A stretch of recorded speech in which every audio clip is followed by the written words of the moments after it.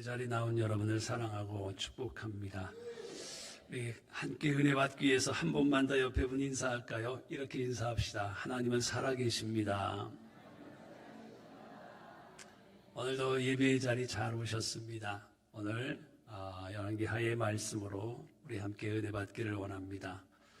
사람에게는 네 가지의 눈이 있다고 이야기합니다. 첫 번째는 육신의 눈인 육안이라고 하고요. 지식의 눈이라고 하는 해안이라고 얘기하고요. 마음의 눈인 심안, 그리고 영적인 눈인 영안이 있습니다. 모두가 우리에게 소중한 눈입니다. 주님이 누가복음 11장 34절에 보면 내 몸의 등불은 눈이라 내 눈이 성하면 온 몸이 밝을 것이요 라고 했습니다. 눈이 밝으면 삶이 밝아집니다. 이 네 가지의 눈이 모두가 밝은 우리 교우들 되기를 간절히 축원합니다. 무엇보다도 오늘 함께 나눌 것은요, 영안이 열리는 축복이 우리의 삶 가운데 가득하기를 주의 이름으로 간절히 축원합니다. 한 청년을 소개하겠습니다. 3년을 우울증으로 고생했던 청년이 있었습니다. 지독하게 가난합니다. 리어커를 끌고 다니면서 사과도 팔아보고 양말도 팔기도 했습니다. 화가를 꿈꿉니다. 그림도 그립니다. 글쓰기도 합니다. 그런데 거들떠보는 사람은 아무도 없습니다. 그러니까 책을 썼습니다. 그리고 출판사를 찾아갔지만 5군데에서 거절을 당합니다. 6번째 출판사를 찾아갔는데 그곳에서 오케이 했어요. 그 출판사가 생명의 말씀사입니다. 그곳에서 책을 냈는데 이런 책입니다. 보여드릴까요? 네, 책 이름은 안 넣었네요.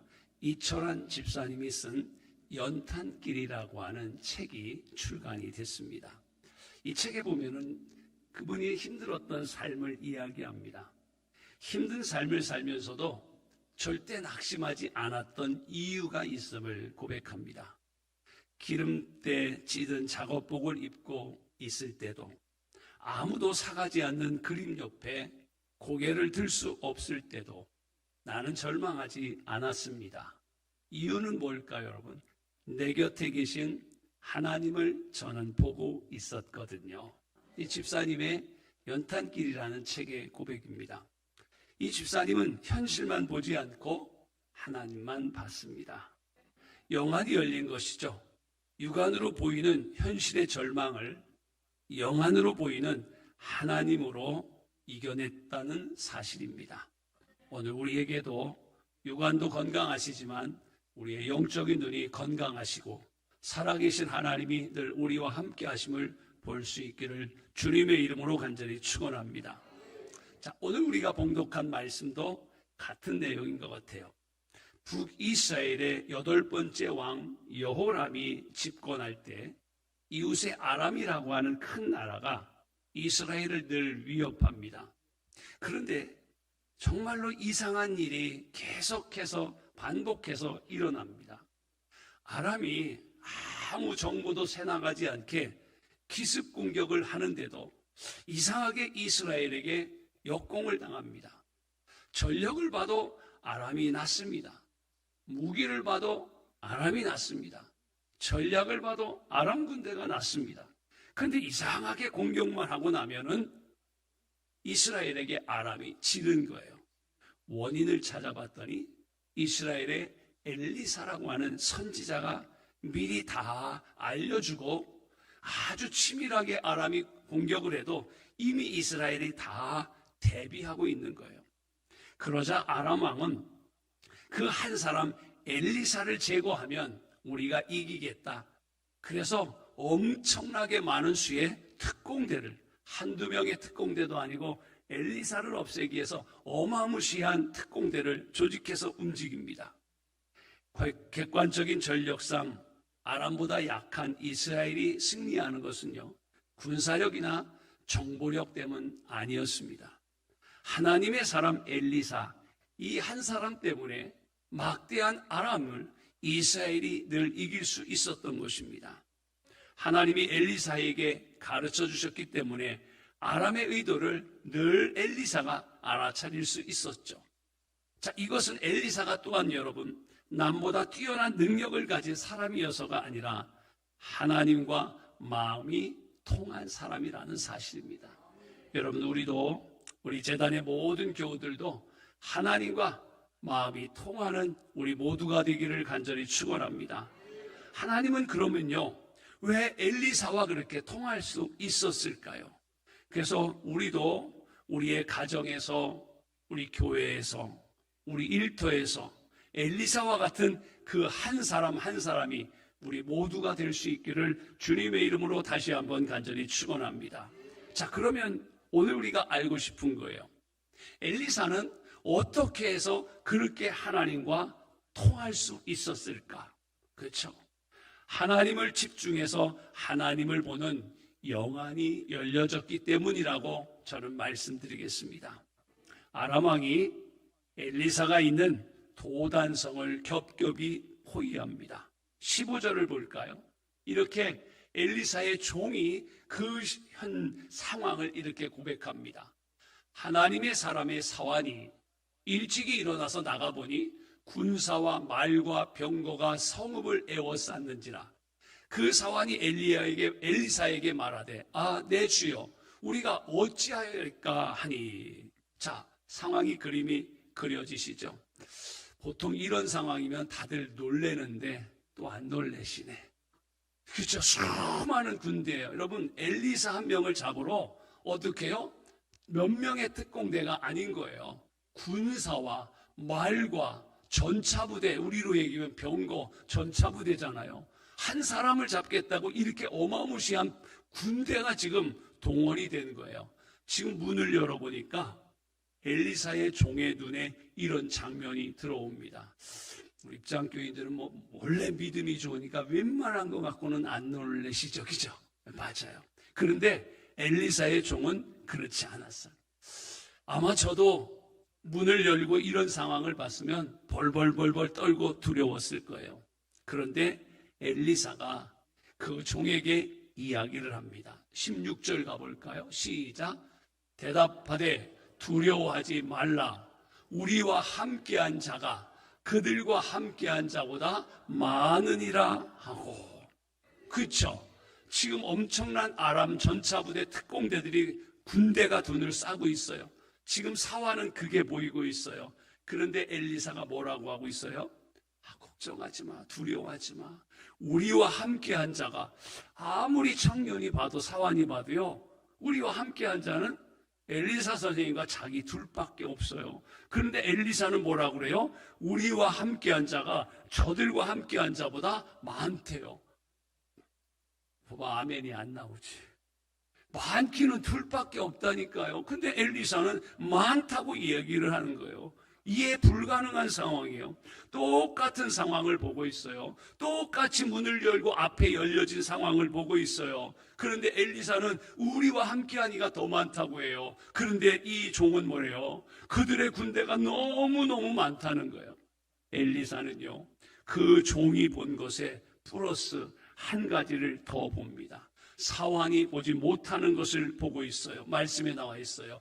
우리와 함께한 자. 그렇죠? 하나님의 천사로 조직된 군대인 17절 넘겨주실까요? 어떻게 돼 있어요? 불말과 불병거가 산에 가득하여 엘리사를 둘렀더라.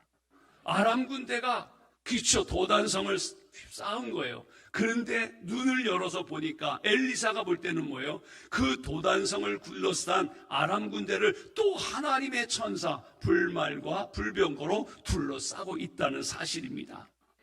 사환의 눈에는 보이는 것만 봤어요. 엘리사는 눈에 보이지 않는 영적인 세계까지 지금 보고 있어요. 여러분, 우리가 믿겨지지 않아요. 하나님의 사자가 어디 있어? 천사가 어디 있어? 우리 그렇게 이야기할 수 있죠. 그런데 아니에요. 성경의 몇 가지 증거를 한번 제시해 볼까요? 신약 성경을 보세요. 예수님이 이렇게 말씀하세요. 마태복음 26장 53절이에요. 너는 내가 내 아버지께 구하여 지금 12군단 더 되는 천사를 보내시게 할 수 없는 줄로 아느냐. 주님이 말씀하세요. 어마무시한 정도의, 그죠? 12군단이라고 합니다. 어마어마한 군대죠. 그런 군대와 같은 천사를 하나님이 보내실 수 있다는 거예요. 자, 그리고 사도행전 12장 11절도 봅시다. 베드로가 정신이 들어 이르되 내가 이제야 참으로 주께서 그의 천사를 보내어 나를 헤롯의 손과 유대 백성의 모든 기대에서 벗어나게 하는 줄 알겠노라. 뭐해요? 맞아요. 베드로에게도, 사도들과 베드로에게도 주의 천사가 찾아가서 옥문을 열게 해주신다는 사실이에요. 자, 위태로운 바다에 있던 바울에게 하나님의 천사가 와서 도와주심을 사도행전에도 기록하고 있어요. 한 군데 더 볼까요? 히브리서 1장 14절입니다. 모든 천사들은 섬기는 영으로서 구원받을 상속자들을 위하여 섬기라고 보내심이 아니냐. 하나님이 천사를 보내셨대요. 뭐하라고? 성도들을 섬기라고, 성도들을 보호하라고요. 이렇듯이요, 하나님은 우리를 위해 하나님의 천사들을 보내주시는 줄 믿습니다. 왜요? 약속하셨어요. 자, 마태복음 28장 20절 볼까요? 내가 너희에게 분부한 모든 것을 가르쳐 지키게 하라. 보라, 볼지어다 내가 세상 끝날까지 너희와 항상 함께 있겠다라는 약속이에요. 요한복음 14장 18절도 한번 볼까요? 내가 너희를 고아와 같이 버려두지 아니하고 너희에게로 오리라. 그렇죠? 맞아요. 약속하신 것 때문이에요. 그래서 우리는 감히 이런 기도를 드릴 수 있지 않을까요? 하나님, 주의 천사들로 엘리사가 포위된 성을 진쳐주셨듯이 우리의 가정을 울타리 쳐주시길 원합니다. 아람 군대보다 더 많고 강력한 주의 천사들로 엘리사를 보호하셨듯이 우리의 일터와 우리의 자녀들을 강한 천사로 보호하여 주옵소서. 무엇에 갇혔을 때, 인생의 폭풍이 찾아올 때 우리를 돕는 주의 천사들로 건짐받고 인도되게 하옵소서. 엘리사처럼 영안을 열어서 현실 뒤에 역사하는 하나님을 볼 수 있게 하옵소서. 오늘 우리의 고백이고 우리의 기도가 되기를 원합니다. 이렇게 기도할 때 오늘 엘리사와 같이 우리의 영적인 눈이 열려져서, 우리 요절 말씀이 17절이잖아요. 눈을 열어보게 하소서. 엘리사가 탄식하는 청년 사환을 위해서 눈을 열어보게 하소서, 이렇게 기도하잖아요. 하나님의 군대를 보내달라고 기도하는 게 아니네요. 이미 보내주신 천군 천사를 보게 해달라고 기도하고 있어요. 여러분, 하나님은 이미 우리의 삶의 연장에 천군 천사를 보내신 줄 믿습니다. 우리도 눈이 열려서, 영적인 눈이 열려서 보여지기를 다시 한번 주의 이름으로 간절히 축원합니다. 이렇게 엘리사가 보지 못하는 영의 눈이 닫혀져 있는 청년을 위해서 기도하니까 어떻게 돼요? 청년의 눈이 열려 보게 되었다고 그랬어요. 눈이 달라지니까 청년에게도 보여지는 거예요. 그리고 죽을 것 같은 두려움이 사라지고 담대함이 생기는 줄 믿습니다. 하나님의 도움이 없어서 못 보는 게 아닙니다. 하나님의 능력이 없어서 못 보는 것도 아닙니다. 육안은 뜨고 있지만 영적인 눈이 닫혀지면 볼 수가 없는 거예요. 엘리사의 이 기도가 목회자의 기도가 되고, 가정에서는 부모님의 기도가 되고, 교회에서는 어른들의 기도가 되기를 원합니다. 목사인 저는 우리 성도들의 눈을 열어서 하나님을 보게 하옵소서 저는 기도합니다. 가정에서 부모님들, 하나님, 보이는 현실과 세상만 보는 우리 자녀들의 영안을 열어주셔서 하나님을 보게 하옵소서.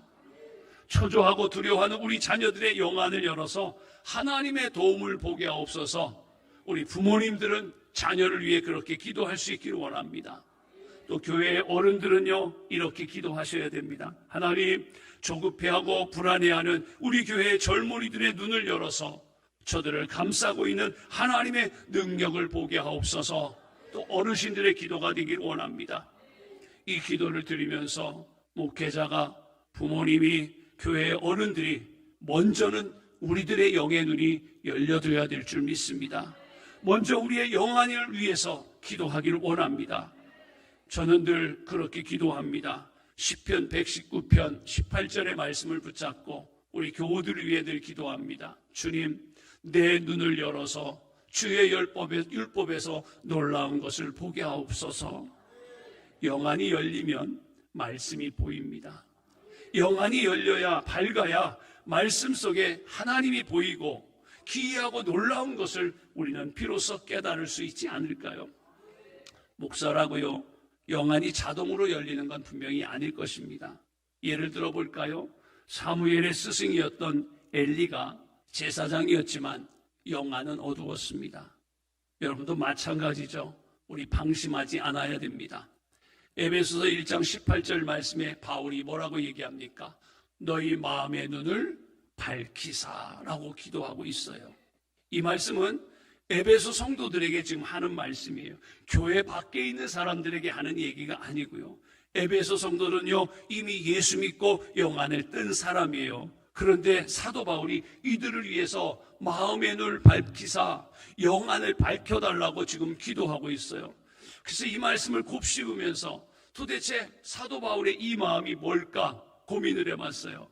근데 가만히 생각하니까요, 에베소 교인들이 교회에 오면서 신앙생활하면서 눈이 떠지기는 떠진 것 같아요. 근데 아직 실눈인 것 같아. 여러분, 어린 강아지가 태어났어요. 금방 눈 안 뜨죠. 그렇죠? 하루 이틀, 한 일주일, 5일 지나면 눈을 뜨는데 이렇게 팍 안 떠요. 제 눈이 작아도 보일 건 다 보입니다. 그렇죠? 네, 실눈을 이렇게 뜨잖아요, 처음에. 그래서 엄마의 젖을 막 이렇게 찾지 않습니까? 맞아요. 아마도 바울이 에베소 교인들을 보면서 눈을 뜨긴 떴는데 아직 실눈인 것 같아요. 아직 가늘한 눈인 것 같아요. 그냥 내버려 두면 어두워지고 혼탁해질 것 같아요. 다시 닫혀질 것 같아요. 우리도 계속 밝은 영안을 구할 수 있기를 간절히 축원합니다. 영안이 열리고 밝아지기 위해서 그럼 한 단계만 더 나갑시다. 그럼 우리의 영안이 열려져야 된다는 건 이제 인식을 했어요. 그럼 어떻게 해야 열려질까요? 간단합니다. 말씀을 가까이 하면 됩니다. 다윗도요, 엘리사와 같은 경험을 합니다. 다윗이 쓴 시편 34편 7절을 우리 한번 확인해 볼까요? 여호와의 천사가 주를 경외하는 자를 둘러 진치고 그들을 건지시는도다. 다윗의 고백이거든요. 다윗이 사울의 추격으로 이스라엘에서는 도저히 살 수 없게 됐어요. 그래서 다른 나라로 도망가는데 블레셋이라는 나라, 어떤 나라예요? 그렇죠, 적국이에요. 이스라엘의 원수 나라까지 얼마나 위태로웠으면, 얼마나 급박했으면 다윗이 원수의 나라인 블레셋의 망명에서 삽니다. 그때 고백한 게 20편 34편 7절이거든요. 도단성에 포위된 엘리사의 처지와 어찌 보면 똑같아요. 육안으로 보면 어디에도 다윗 주위에는 희망이 없어요. 비참합니다. 절망적이에요. 그런데 다윗은 삶을 포기하지 않았어요. 육안으로 현실만 보지 않았어요. 영안으로 자신을 둘러 진을 친 여호와의 사자를 보았어요. 그렇죠? 우리 유명한 다윗의 고백이 시편 23편이 여기서 나와요.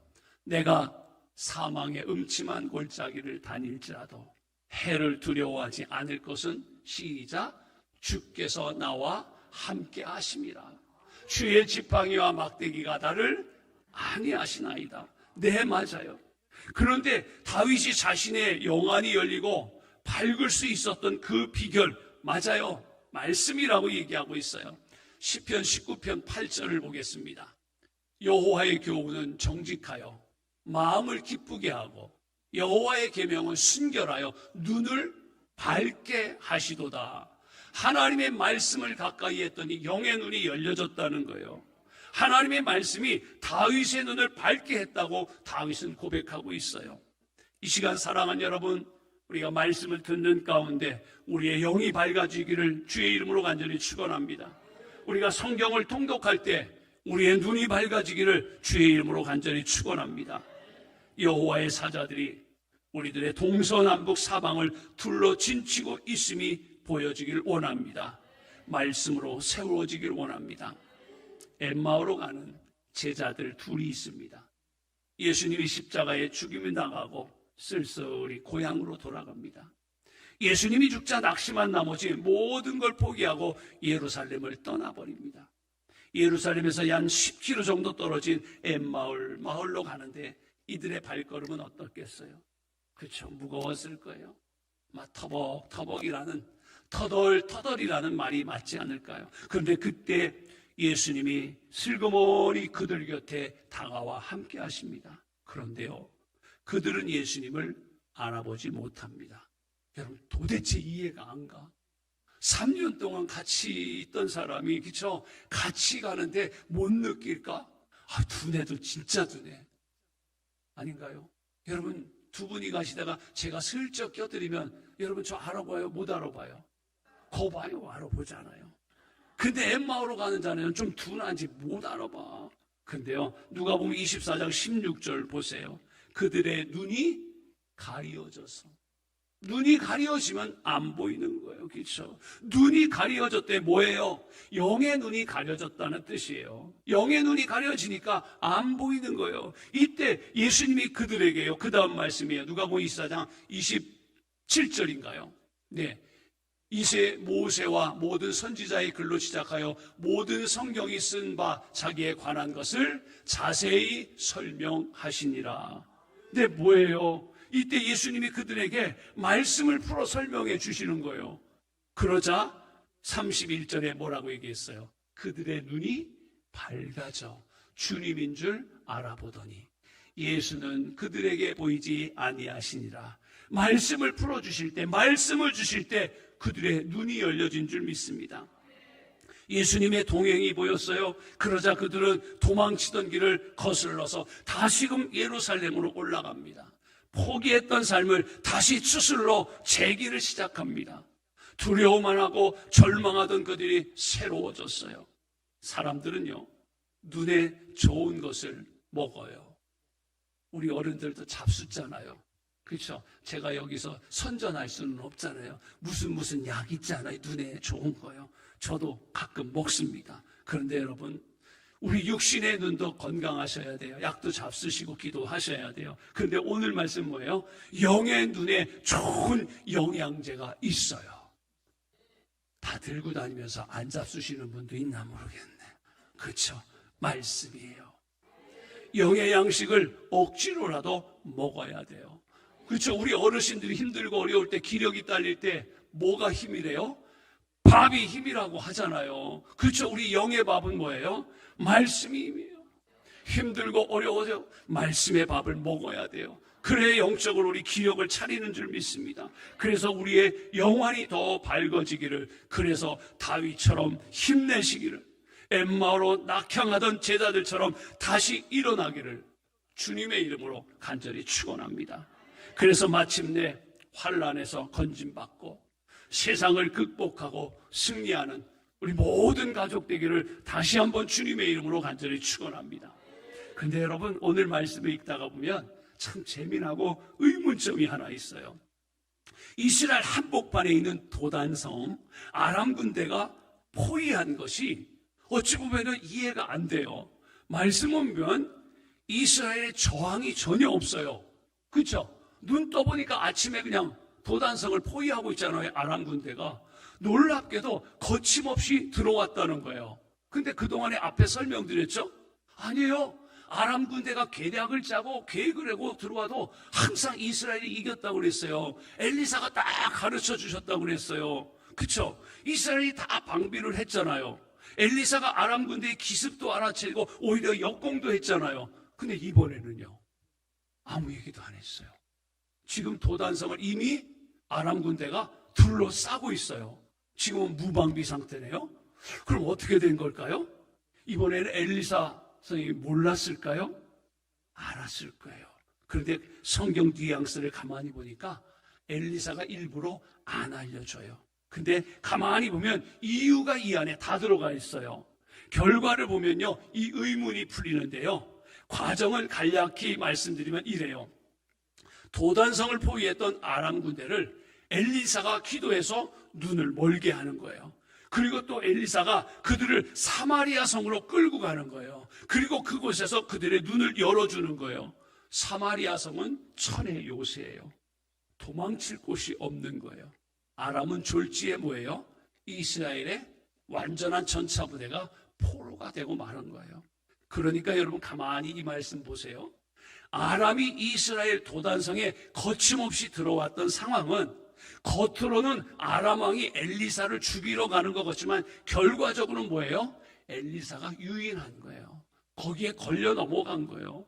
겉으로는 아람 왕이 주도하는 것 같지만 사실은 누가요? 하나님의 사람 엘리사가 주도하고 있다는 거예요. 겉으로는 아람이 이스라엘을 공격한 것 같지만 실제로는 뭐예요? 하나님의 사자가 하나님이 아람 군대를 공격하는 상황이 되는 거예요. 엘리사는 이스라엘 백성들에게 바로 이 메시지를 주고 싶었던 거예요. 자, 열왕기하 6장 24절을 볼까요? 이후에 아람 왕 벳하단이 그의 온 군대를 모아 올라와서 사마리아를 애워싸니. 자, 이 말씀 보면 아람이 또 온 군대를 모아서 이스라엘 수도인 사마리아 성을 포위해요. 몇 차례 이스라엘에 패하면서도 또 공격했어요. 영안이 없어서 하나님을 조금도 두려워하지 않았다는 거예요. 한마디로 뭐예요? 하루 강아지? 범 무서운 줄 모르고 아람 군대가 덤벼든 거예요. 왜요? 영안이 닫혀지니까 교만한 거예요. 영안이 닫혀서 겁없이 탐욕을 부렸던 거예요. 이 때문에 이스라엘은 또 절망적인 상황이 되었어요. 이런 일들은 끊이지 않았어요. 이런 세상의 도전과 공격을 예견한 엘리사는 겉으로는 위험이었고 고난이었지만 뒤집어 보면 승리가 된다는 경험을 통해서 이스라엘이 앞으로도 계속 용기를 가지게 하려고 하는 의도였어요. 어려움이 있을 때 현실의 상황만 우리가 보지 않고 결국은 승리하게 하시는 하나님의 시선을 두고 살아가라는 오늘 우리에게 주시는 메시지 아닐까요? 우리도 마찬가지입니다. 마지막으로 성경 구절 사도 바울의 메시지 고린도후서 6장 9절과 10절을 한 목소리로 읽겠습니다. 시작. 무명한 자 같으나 유명한 자요, 죽은 자 같으나 보라 우리가 살아있고, 징계를 받는 자 같으나 죽임을 당하지 아니하고, 근심하는 자 같으나 항상 기뻐하고, 가난한 자 같으나 많은 사람을 부유하게 하고, 아무것도 없는 자 같으나 모든 것을 가진 자로다. 아멘. 사도 바울의 선언이지만 오늘 우리의 고백이요 우리의 선언이기를 소원합니다. 이 믿음으로 여러분, 우리가 한 주간 살아갈 때 그 무엇에 우리가 포위당하더라도, 그 무엇에 우리가 짓눌리더라도, 그 어떤 상황에 불안하고 두렵더라도 우리의 시선을 어디로요? 하나님께 드리고 밝은 영안으로 우리 한 주간도 엘리사와 같이, 다윗과 같이 당당하게 승리하며 살아가시는 복된 삶 되길 주님의 이름으로 간절히 축원합니다.